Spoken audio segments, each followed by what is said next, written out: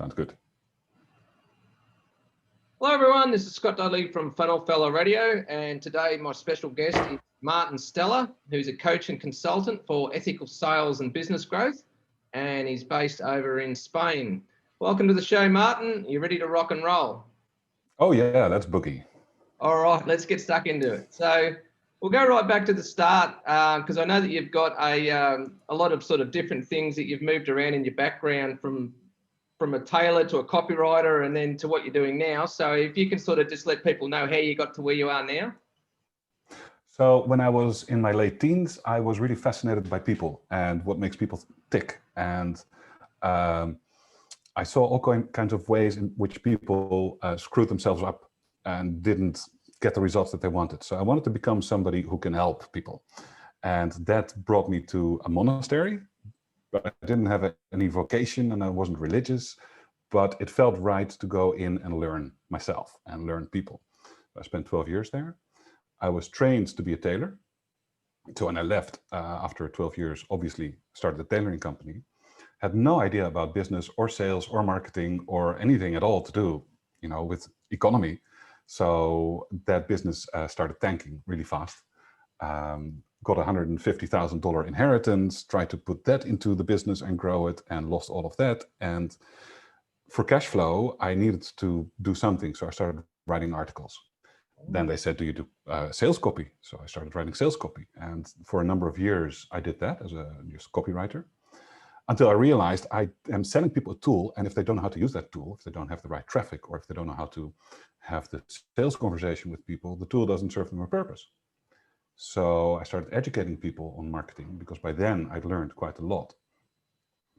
And in the end, transitioned over into coaching. And that ended up becoming sales coaching for people with a mission and a purpose, like ethical selling for people, good eggs who want to have an impact and who just do not want to go against their values. And so that's, a long story, 25 years to get to the point where I wanted to be, 25 years ago, where I'm helping people. So I'm helping people see their mindset and change it and communicate in a different way and get better results. And yeah, basically I chose this, forgot that that was my goal and ended up exactly where I wanted to be. Okay, interesting. So how long ago did you move from the copywriting to what you're doing now? About 5 or 6 years ago. Oh, okay. It's quite a while ago. And how many years were you doing the copywriting for roughly? I think 3. I don't really measure time so much, but 3 or 4 years, something like that. Okay, interesting. All right. So tell me a little bit about your LEAP ethical selling framework that you've discovered. Well, there is this author who talks about negotiation, and he says it's about letting people have your way, which I think is a really nice way of looking at it, because it's not about what we do wrong in selling. In most cases is we try to persuade somebody. We try to come up with convincing arguments that compel and that change people's minds. But when you have the right idea for what they need or should do or should buy, then you're right, thereby automatically making that other person wrong. And so this is the root of a lot of objections and conflict, not just in the sales situation, but in all kinds of communication with people. Because, well, if you change your mind, if you just open up to what I'm trying to show you, you'll see that I'm right. The other person then is made wrong and is not going to go along with it. So I created a framework for enrollment that is based on values, integrity and empathy, where you try to have a conversation that makes people want to see your vision, that makes people automatically, by themselves, of their own volition, enroll in the sale without you having to persuade or push. It's about finding a way where you're both happy to move forward together. And so I codified my last 25 years of learning psychology and communication and marketing and selling into this 9-step framework that enables people to have these conversations that, even though the buyer knows, we're having a sales conversation, they want me to buy something, the buyer walks away feeling respected.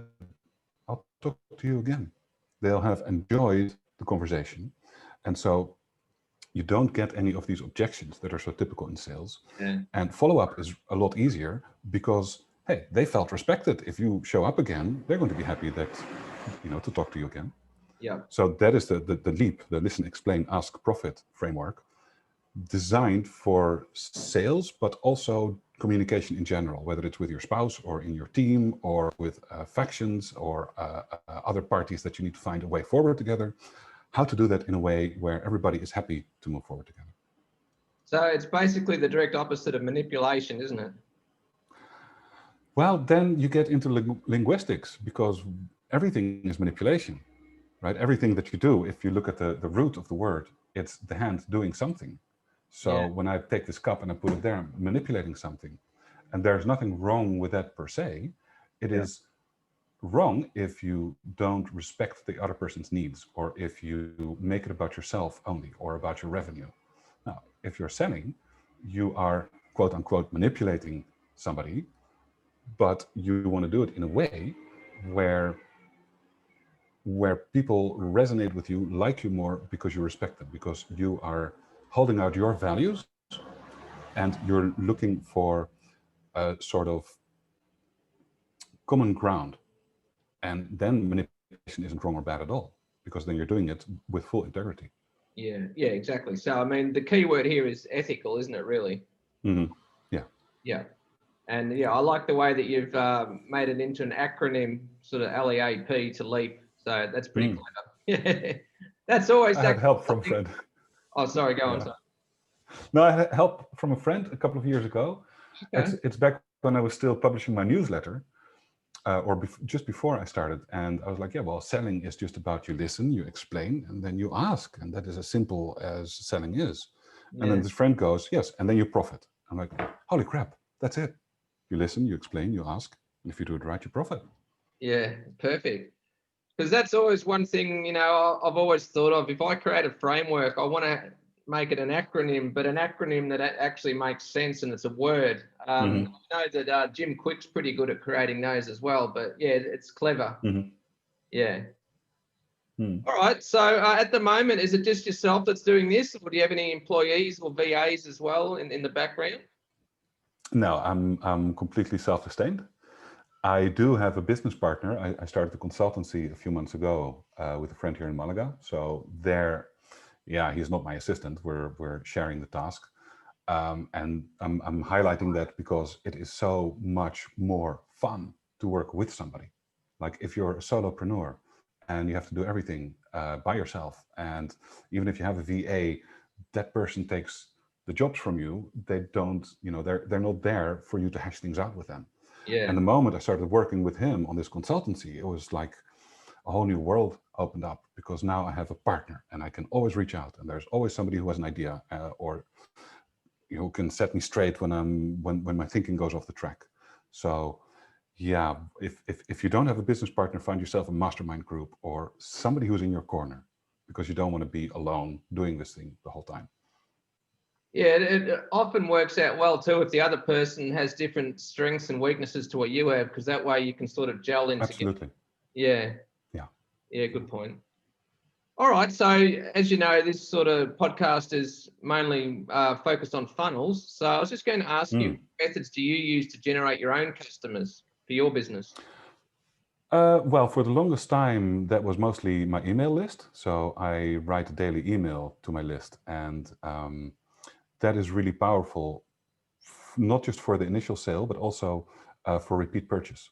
So because I keep showing up every day, and very often I'll integrate the things that I come across in the sessions into those emails. So today I'll be talking to somebody about a problem, and they'll learn a solution or a change, and then a few days later there's a follow-up email about that.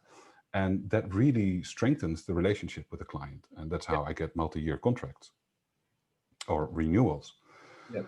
These days, I don't rely only on that. I'm also experimenting with cold outreach.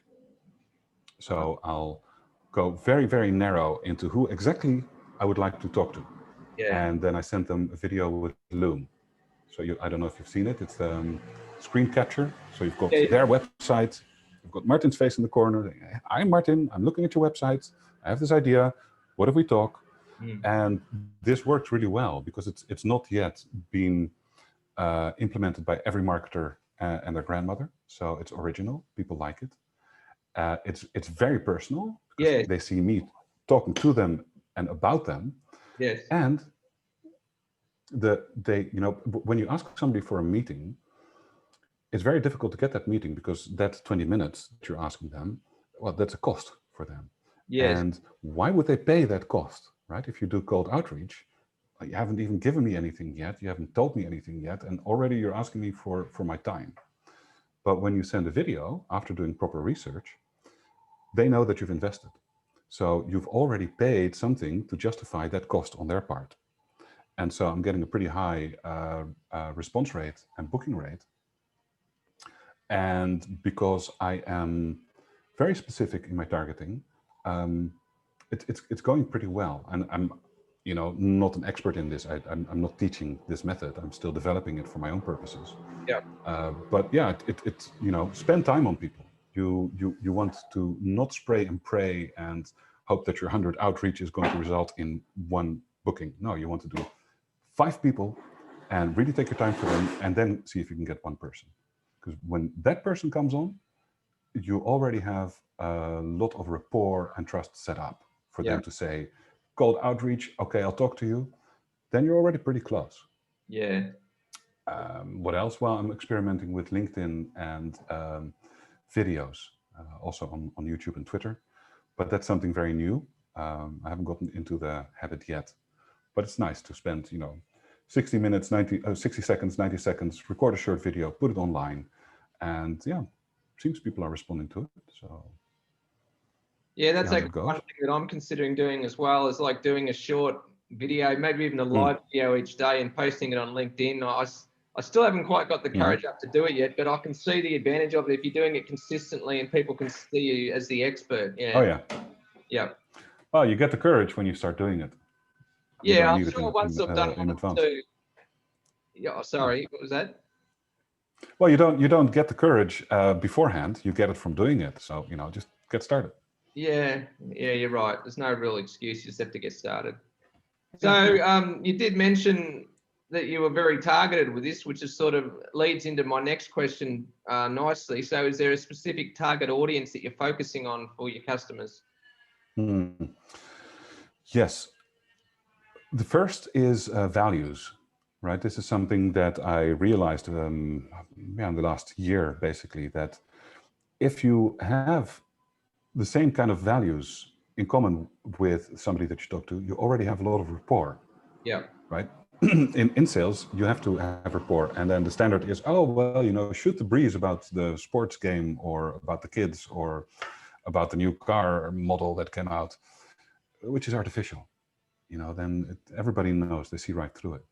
Yeah. But if you start talking to somebody who is against the same things that you're against and for the same things that you're for, then that rapport is already there. You have things in common that matter on a visceral, fundamental level about who I am, how I see myself in the world, what I stand for, what I would get up on a barricade for.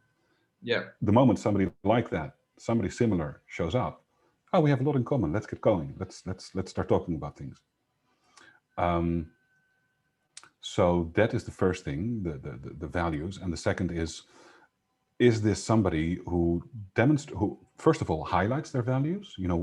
I need to talk to people who don't just have the values, but who show them, who lead with their values, because that is a way of signaling something to the outer world. And then somebody who is clearly on a mission, right? If a business owner just wants to make the money, I don't really care. Because even if they do something really useful for society, if it's only about the money for them, if it is a greenwashing of their brand, why would I want to help somebody like that? I want to work with people who have a mission, who are committed to a purpose and who run their business because it has a positive effect. Because I believe that commerce has a very important role to play in how society develops. And so I'm looking to work with people who stand for something and who say, this is important, this has to happen. I'm giving myself, my work, my life, my company to making this happen in the world because I believe in this. And that's the kind of person that I work with. So I don't have a demographic in that it's a particular type of business. Yeah. It's the overlap between what purpose do they have and what vision do they have, values do they have. Okay, so to find that sort of person, it would require a bit of digging, wouldn't it? Sort of going into their profile and having a good read about them on LinkedIn and whatever other social profiles. Yeah, it wouldn't be as easy to search for these people. Yeah. No, I'll look at a couple of hundred websites a week. I delete, close at least half of all the websites, because right off the bat, it doesn't seem like the right person or business for me. Then I'll spend, I don't know, 3 or 4 minutes on every person to see, should I dig in deeper? Yeah. And then I give that person another 10 minutes or 15 minutes to really find out who they are, what they're about, what they're like, how I could help them. And then I get in touch. So yeah, it's a really costly process. It's very time intensive. Yeah. But after seeing so many websites, I've got the process pretty well defined. And I got used to recognizing very quickly who might be a right candidate. And it's beginning to work. So I'm pretty happy. Okay, excellent. All right, so tell us about one of your most successful marketing campaigns over your career and why you believed it performed so well. I don't have any, because I've never really done any marketing campaigns for myself. And I'm really frustrated that I haven't, because I would be in a very different place if I'd actually taken my marketing and my list building seriously. Right? So I've worked with a pretty small list for a number of years. I kept getting buyers, and in that sense, it's a campaign and it's been successful. Yeah. But if I'd made an effort to actually campaign and grow my list, things would have been very different.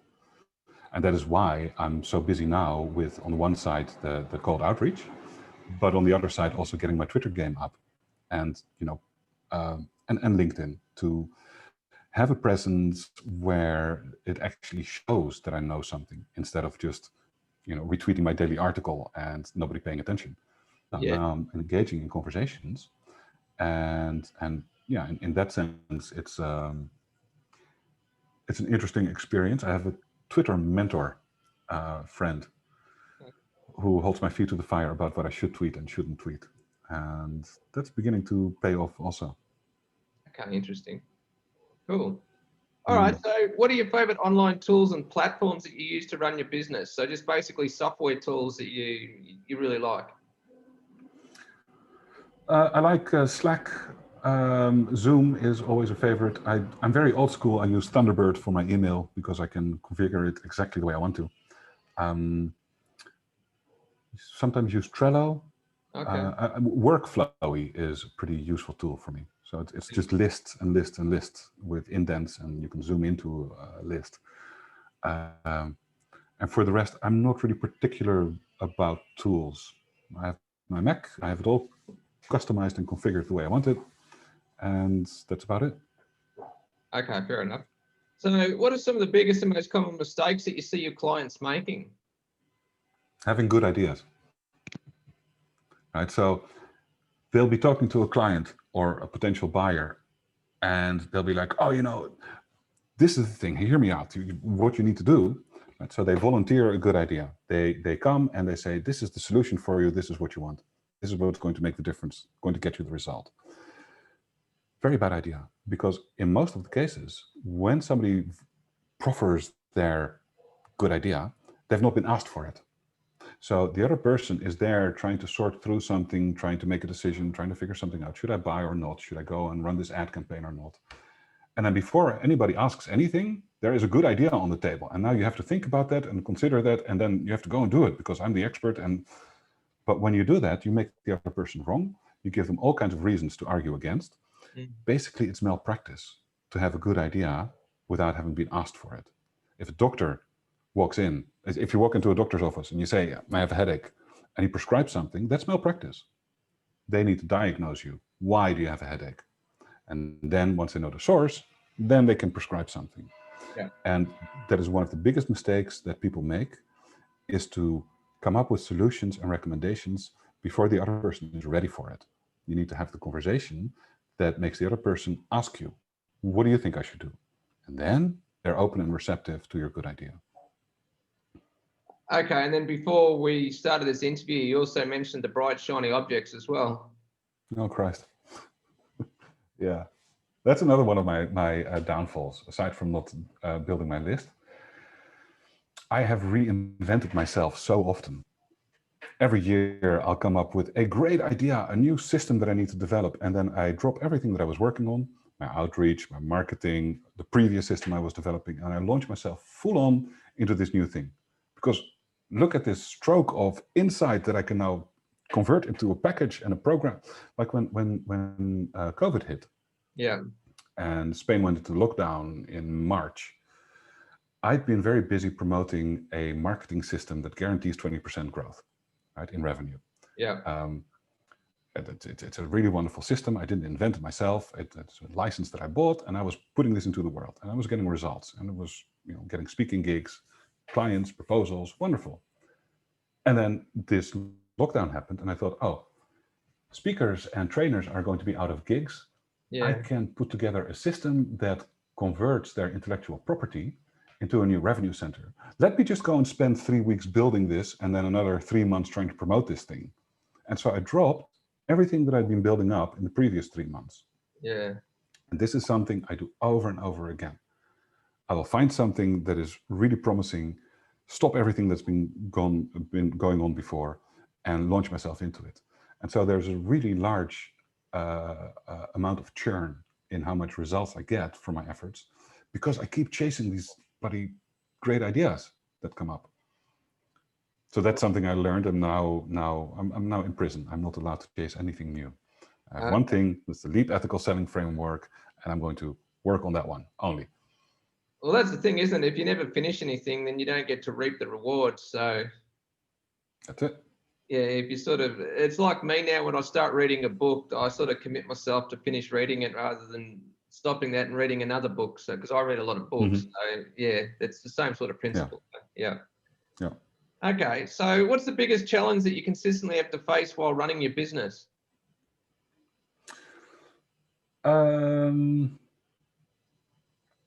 Keeping things simple. So I am a creative person, and I like to philosophize and brainstorm and daydream. And so anytime that I'll sit down or I'll take a drive or whatever, new ideas start coming up. Something that I've read or something that somebody taught me. And then if I can integrate that, and then, oh, wonderful, because then I can get more leverage.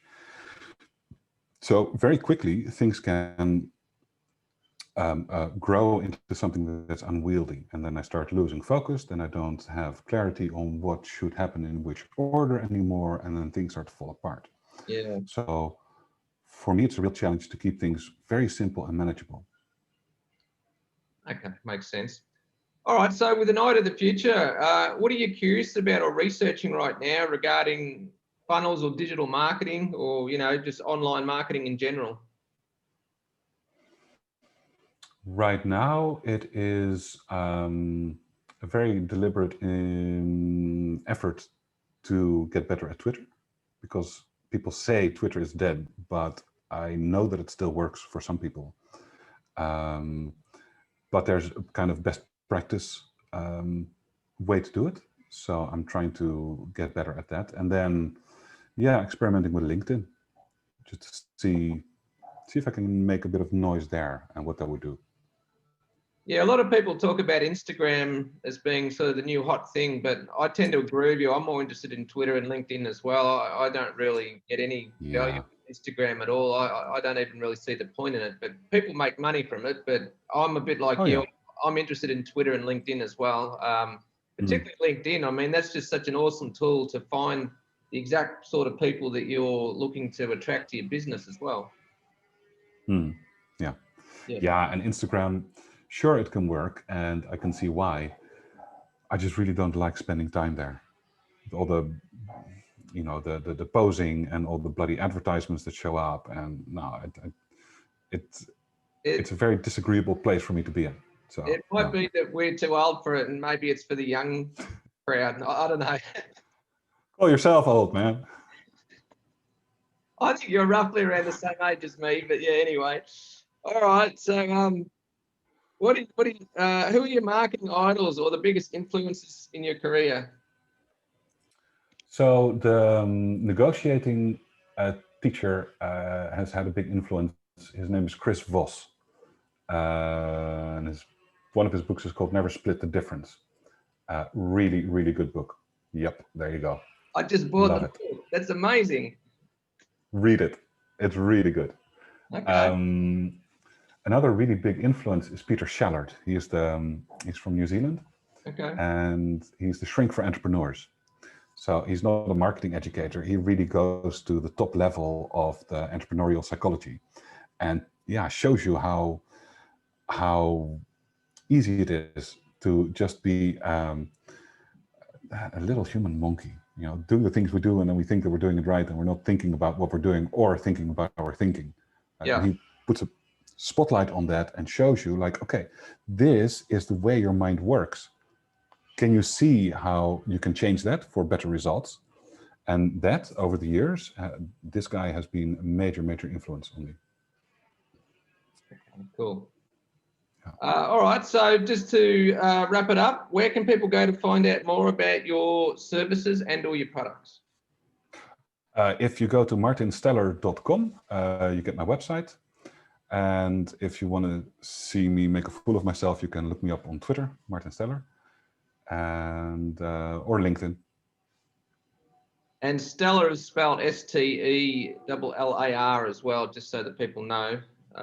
Thank you. Yeah, so martinsteller.com. All right, perfect, Martin. Thanks very much for your time. I really appreciate Thank you. these insights, and yeah, we'll catch me you next soon. Thank you.